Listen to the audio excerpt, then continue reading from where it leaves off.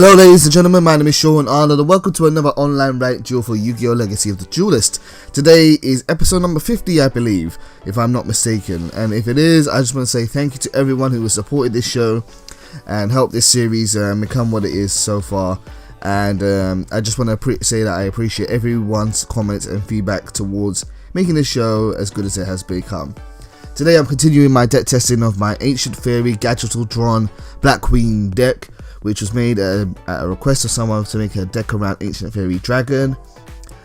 Today I am playing against the Ruby Chaos 94. Now I actually don't really remember much about how this duel went, so it's kind of going to be a bit much of a reveal for me as it is for you.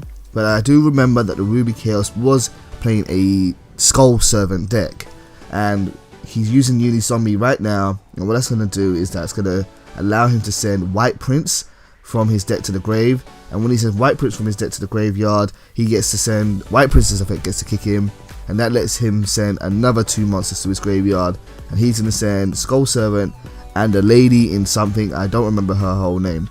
Skull Servant decks are all about getting zombies into the graveyard as much as possible, and the more you can do that, the more powerful King of the Skull Servants will become later on in the duel. And as you can see, he's doing a really good job right now at getting those cards to the graveyard. He's got 6 cards in the graveyard already. If he gets Skull Servant, King of Skull Servants in the graveyard, I think that will give him like a 1000 attack per monster. So I really need to stop this from happening. So I'm going to play a Lure of Darkness, get some extra resources to my hand. My hand's not too bad right now, but it could be a little bit better. And what I'm going to do right now is I'm going to banish. I'm probably going to banish Summoner Monk because I don't want to use my spells for special summon right now. And I'm going to keep Bora the Soldier in my hand.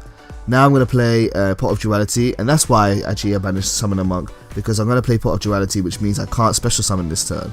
So now I'm going to pick up the top 3 cards of my deck, and by doing so I can then add one to my hand, but I won't be able to special summon for the remainder of this turn. So I have several options here. I have Blackwing, Gale the Whirlwind, I have Book of Moon, and I have Gear Town. I'm going to grab Gear Town. Gear Town is the main field spell card for this deck, which is you need to have if you want to run Ancient Fairy Dragon or Ancient Pixie Dragon in your deck, and it's going to set up myself for a combo later on in the duel. Hopefully, who knows, we'll get to see later. I'm going to normal summon Blackwing, Bora the Sphere, which is a basic level 4 Blackwing monster. It's got a really good effect and it really works well when you team him up with other Blackwings. You can special summon him from your hand for free if you have another Blackwing monster on the field. But right now I'm just going to be using him as a 1700 attacking monster to attack Unizombie and hopefully destroy it. Actually what I'm really trying to do is trying to bait out that face down spell the trap card, see if my opponent will use it.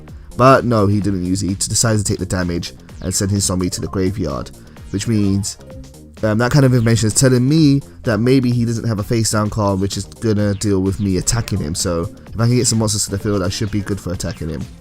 Now I'm probably going to set down every single spell and trap card in my hand. I've set down Gear Town face down, maybe just to play a bit of mind games with my opponent. Sometimes when you do things like set a field spell, it's such an unusual move. It makes people think, wow, I've got to deal with that straight away, and it can kind of attract an opponent's MST or so on, because that face down card could very well be an MST, but no, it doesn't look like he's going to be using it if it was. Ruby Chaos' second turn now, or we're down to turn 3, and we're going to skip through a couple of turns here, and he's going to be playing another copy of Unizombie, which is the level 3 tuner monster. This is going to let him mill more monsters from his deck to the grave, and keep on making his deck thinner. I think Skull Servant's decks work really well at reducing your deck size. I had actually a conversation about this with someone recently, and it wasn't necessarily about milling cards from your deck to your graveyard, but it was about reducing your deck size and how important that is in this game. It's just all about probability, guys. It's simple maths really.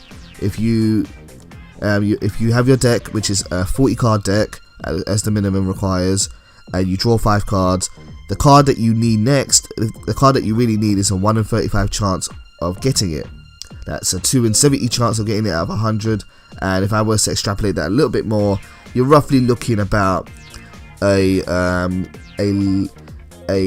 less than 3% chance of drawing the next card that you need out of your deck. Less than 3% isn't really high, you know. So your 6th card, if you say wanted a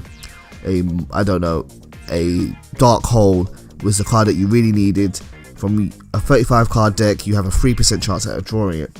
By reducing your deck size, you really increase the probability of getting the cards that you need as soon as possible. And as I've been talking, my opponent's been milling cards from his deck, and now he's going to play 1 for 1. I was waiting for this moment. I was waiting for him to activate an effect, which was special summon a monster, and he was probably going to go for King of the Skull Servants, which would have been really threatening to me.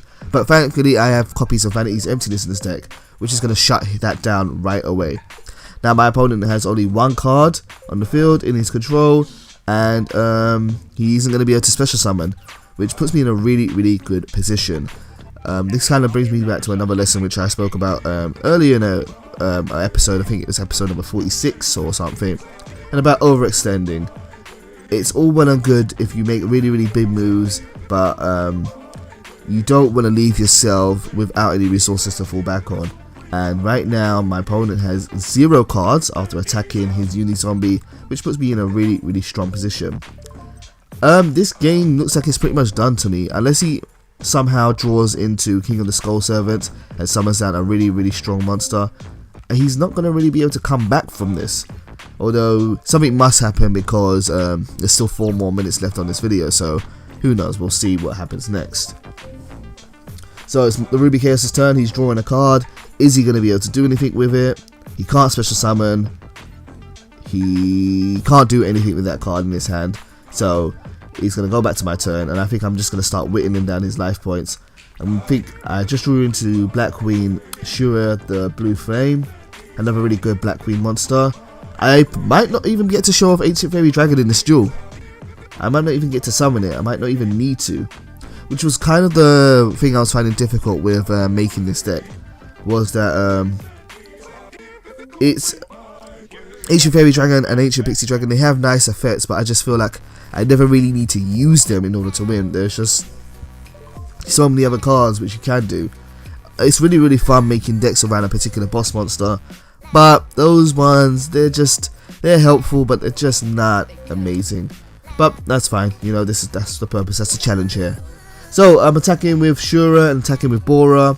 Done a nice bit of damage to the Ruby Chaos. If I can swing with no problems next turn, I should be able to win this game, but we will see. He's drawn into a second card now. Is he going to be able to do anything with it? He's playing a Lure of Darkness, a good pull. If he has a Dark Monster in his hand, he will be able to get 2 new cards. So he's drawn 2. Is he going to be able to banish 1? He is, and he banished. I can't really tell what that card is, but it's probably some type of zombie. So now he's setting 1 card down on the field, and 2 cards down on the field. Now fortunately I do have MST. I could use that. And do you know what? Something's coming back to me. I think I might make a mistake at this point here. Let's see what happens. No, I don't do anything. I don't use MST. Maybe because I'm going to keep Vanity's Emptiness.